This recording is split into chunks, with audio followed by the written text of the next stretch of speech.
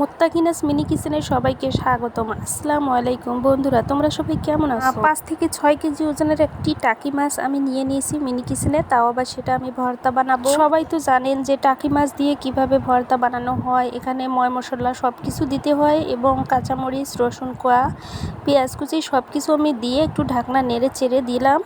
দেখুন একটু পরে আমার কি অবস্থা রান্নাঘরটার, মানে এদিকে আমার রান্নাটা প্রায় শেষের দিকে হয়ে যাচ্ছে। তো বন্ধুরা, অনেক লং সময় পার করলাম, কারণ ঈদের অনেক গ্যাঞ্জাম ছিল, মানে ফ্যামিলিতে অনেক সমস্যা থাকার কারণে আমি ভিডিও আপলোড দিতে পারিনি, তো ভিডিও করতেও পারিনি। এজন্য এটা আমার টাকি মাছের ভর্তার রেসিপিটা অনেক আগের করা ছিল, ভিডিওটা এডিট করতে পারিনি এবং ছেড়েও দিতে পারিনি। তো ফাইনালি আজকে আমি ভিডিওটা এডিট করে ছেড়ে দিলাম।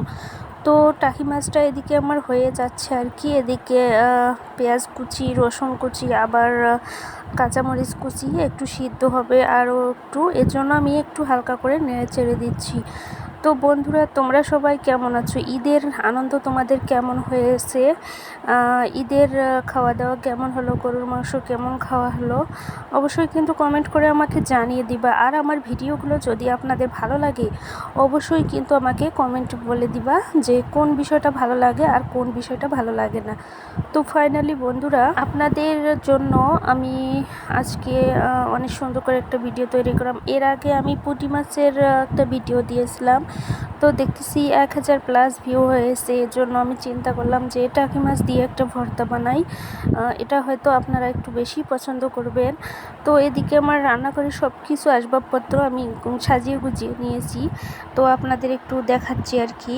ওদিকে দেখুন আমার ধান রাখা, চাল রাখার যে পাতিলগুলো খুব সুন্দর কিউট লাগতেছে।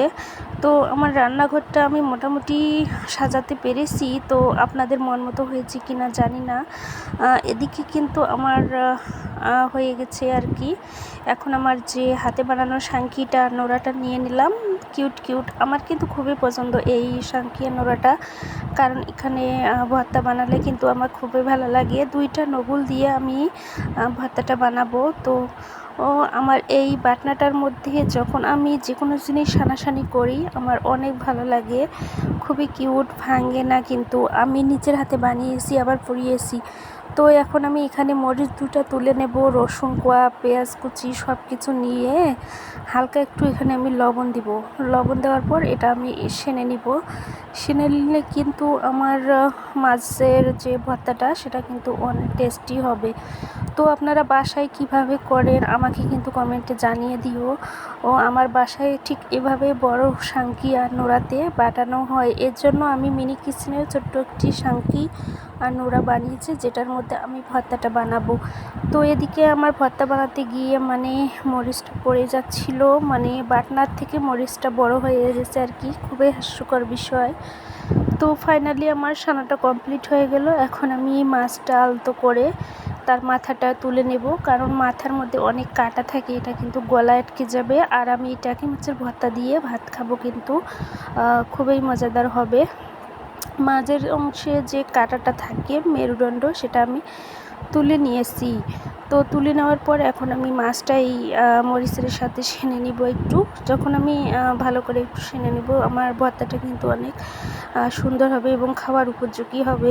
তো বন্ধুরা, যারা যারা মনে করো আমি এই খাবারগুলো ফেলে দিই, একদমই না, আমি কোনো খাবারই ফেলে দিই না, সব কিছু কিন্তু আমি নিজে খেয়েই খুব ভালো লাগে। মিনি কিচেনের রান্নাগুলো যত খাবেন একটু দেখিয়েন, এত মজাদার হয় যে আপনারা ভাবতে পারবেন না, কারণ এখানে অনেক বেশি বেশি মশলা পায়। তো ফাইনালি আমার ভর্তাটি কেমন হয়েছে পরবর্তী ভিডিও দেখার জন্য আমন্ত্রণ রইল।